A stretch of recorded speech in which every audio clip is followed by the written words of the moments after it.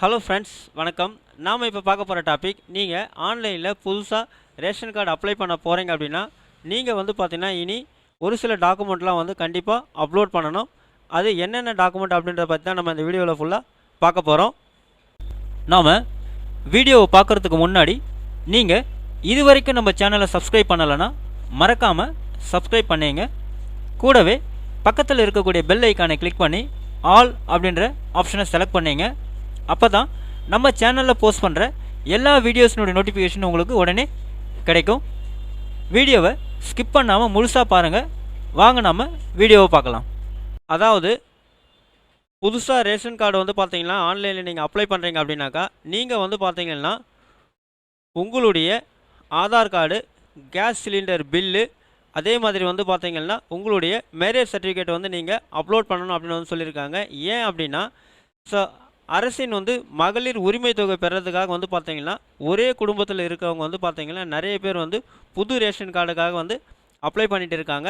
So இதை தடுக்கிறதுக்கு என்ன பண்ணியிருக்காங்க அப்படின்னு பார்த்தீங்கன்னாக்கா, அவங்களுடைய மின் கணக்கீட்டு அட்டையும், அதே மாதிரி அதான் இபி பில் ரிசிப்டையும், அதே மாதிரி பார்த்தீங்கன்னாக்கா ப்ராப்பர்ட்டி டேக்ஸ் ரிசிப்டையும் கேட்டிருக்காங்க. கூடுதலாக பார்த்தீங்கன்னா இந்த ஆவணங்களும் தேவை அப்படின்னு சொல்லியிருக்காங்க. என்னென்ன அப்படின்னாக்கா, திருமண சான்று, அதாவது marriage certificate, gas cylinder bill, அதே மாதிரி ஆதார் எண் பார்த்தீங்கன்னாக்கா அதில் அப்லோட் பண்ணோம் அப்படின்னு சொல்லியிருக்காங்க. ஸோ எதனால் அப்படின்னு பார்த்தீங்கன்னா, அதுக்கு பார்த்தீங்கன்னாக்கா பேப்பர் நியூஸ் ஒன்று கொடுத்துருக்காங்க. அதில் என்ன சொல்லியிருக்காங்க அப்படின்னு பார்த்தீங்கன்னா, விண்ணப்பதாரரின் முகவரியில் உணவு வழங்கல் அதிகாரிகள் ஆய்வு செய்து தனி சமையல் அறையுடன் வசிப்பதை உறுதி செய்து ரேஷன் கார்டு வழங்க பரிந்துரை செய்வார் அப்படின்னு சொல்லியிருக்காங்க. அப்போ என்னென்னா, ஒரே குடும்பத்தில் இருக்கவங்க, ஒரே வீட்டில் இருக்கிறவங்க பார்த்தீங்கன்னா அப்பா அம்மா தனியாக ஒரு ரேஷன் கார்டும், அதே மாதிரி பார்த்தீங்கன்னாக்கா அவங்களுடைய பசங்க தனியாக ரேஷன் கார்டும் வச்சிருக்கதா சொல்லியிருக்காங்க. ஆனால் ஒரே குடும்பத்தில் தான் இருக்கிறதா சொல்லியிருக்காங்க. அதனால் இனி புதுசாக ரேஷன் கார்டை நீங்கள் கொடுக்கணும் அப்படின்னாக்கா, அப்ளை பண்ணுறவங்களுக்கு முதல்ல அவங்க வீட்டில் போயிட்டு நீங்கள் பார்த்தீங்கன்னா சர்வே பண்ணணும் அப்படின்னு சொல்லியிருக்காங்க.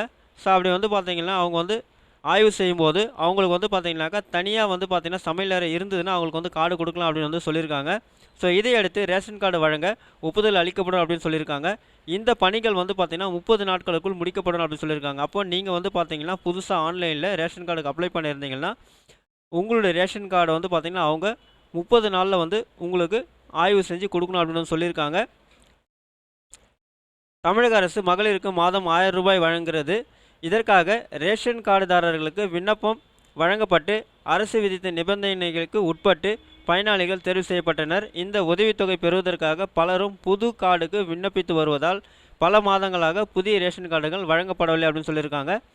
ஸோ அப்போது இந்த வழங்கக்கூடிய மகளிர் உரிமை தொகைக்கு பார்த்தீங்கன்னாக்கா நிறைய பேர் விண்ணப்பிக்கிறதுக்காக புதிய ரேஷன் கார்டுக்கு நிறைய பேர் பார்த்தீங்கன்னா அப்ளை பண்ணியிருந்தாங்க. அதனால் பார்த்தீங்கன்னாக்கா புதிய ரேஷன் கார்டு வழங்குகிற பணியை பார்த்தீங்கன்னா தற்காலிகமாக நிறுத்தி வச்சுருந்தாங்க. ஸோ அதனால் என்ன ஆச்சு அப்படின்னு பார்த்தீங்கன்னா, விண்ணப்பதாரர் மத்தியில் பார்த்தீங்கன்னா நிறைய அதிருப்தி ஏற்பட்டிருந்தது. இந்த நிலையில் புதிய ரேஷன் கார்டு வழங்கும் பணி பார்த்தீங்கன்னாக்கா தற்போது அதிகாரிகள் பார்த்தீங்கன்னா ஈடுபட்டு வரதான் சொல்லியிருக்கிறாங்க. அவர்கள் ஆய்வுக்கு செல்லும்போது மின் கணக்கீடு அட்டை, சொத்து வரி ரசீது ஆகியவற்றை கேட்கின்றனர் அப்படின்னு சொல்லியிருக்காங்க. இது குறித்து உணவு வழங்கல் துறை உதவி ஆணையர் ஒருவர் கூறும்போது என்ன சொல்லியிருக்காங்க அப்படின்னு பார்த்தீங்கன்னா, மகளிருக்கு மாதம் 1000 ரூபாய் வழங்கும் திட்டத்திற்கு பின் புதிய ரேஷன் கார்டு கேட்டு அதிகம் பேர் விண்ணப்பம் செய்து வருகின்றனர். அதில் ஒரே குடும்பத்தில் ஏற்கனவே கார்டு வைத்திருப்பவர்கள், தம்பதியாக இருப்பவர்கள் புதிய கார்டு கேட்டு விண்ணப்பித்துள்ளனர். குறிப்பாக 25 முதல் 40 வயது உடையவர்கள் தான் அதிகமாக விண்ணப்பித்துள்ளனர் அப்படின்னு சொல்லியிருக்காங்க. பெற்றோருடன் இல்லாமல் ஒரே வீட்டின் வேறு தளத்தில் அல்லது தனியாக வசிப்பவருக்கு புது கார்டு வழங்குவதில் ஆட்சேபம் இல்லை அப்படின்னு சொல்லியிருக்காங்க. அதாவது பார்த்தீங்கன்னா ஒரே வீட்டில் ஒரே குடும்பமாக இருந்துட்டு தனித்தனியாக கார்டு அப்ளை பண்ணாக்கா அது வழங்க முடியாது அப்படின்னு சொல்லியிருக்காங்க. அதே ஒரே வீட்டில் வேறு வேறு தளத்திலையோ இல்லை வேறு எங்கேயாவது வச்சுட்டு இருந்தாங்கன்னா ஒரே குடும்பத்தை சேர்ந்தவங்க அவங்களுக்கு பார்த்தீங்கன்னா புதிய ரேஷன் கார்டு வழங்கத்தில் எந்த ஆட்சேபனும் இல்லையும் அப்படின்னு சொல்லியிருக்காங்க. ஆனால் விண்ணப்பதாரர்களின் வீடுகளை ஆய்வு செய்ததில் ஒரே முகவரியில் வசிக்கின்றனர் அப்படின்னு சொல்லியிருக்காங்க.